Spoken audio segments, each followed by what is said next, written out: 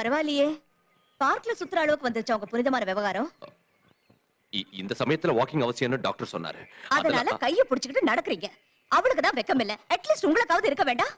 சாந்தி மெதுவா பேசு. அனிதா கேட்டா வேதனை பண்ணுவா. ஓஹோ, கட்டிக்கிட்ட பொண்டாட்டி வேதனைப்பட்டா பரவாயில்ல, அவ மட்டும் வேதனைப்படக்கூடாது. சாந்தி நான் சொல்றது எதுக்கு அப்புறம்? ப்ளீஸ். உங்க ஆசை எல்லாம் தீர்ந்து போறதுக்கு அப்புறமா?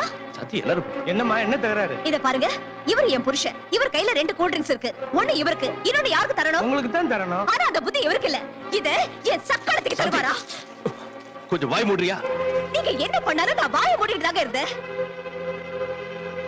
சாந்தி என்னது பப்ளிக்ல நீங்க தைரியமா சுத்துறது தப்பு இல்ல. பப்ளிக்ல நான் கேட்டா மட்டும் தப்பா? இந்த ஆம்பளைங்களே இப்படித்தான். உங்க கள்ள தொடர்புக்கு புனிதமான உறவுங்கிற போர்வை வேற. சாந்தி நீ புரியாம பேசுற. அவன் மேல அவ்வளவு மோகம் இருந்தா என்னையே கல்யாணம் பண்ணிட்டீங்க. இப்படி மாறிக்கிட்டு வாடுறது ஒரு வாழ்க்கையா? ச்சே. இங்க பாருங்க, பப்ளிக்ல இப்படி புருஷன் பொண்டாட்டி சண்டை போறது கொஞ்சம் கூட நல்லா இல்ல. ஏய் போயா, ஏற்கனவே நொந்து கிடக்குறேன். ஏதாவது பேசினா உன் மூஞ்சி திரும்பிடும். போ. வந்துட்டான். விஜய், அங்க என்ன தகராறு? ஏதோ குடும்ப பிரச்சனை நினைக்கிறேன். அதெல்லாம் நமக்கு எதுக்கு? நீ குடி. ஓஹோ, புருஷனை பொண்டாட்டியும் சண்டை போட்டுக்கறாங்க போல இருக்கு. சரி, அதை விடு. Cheers.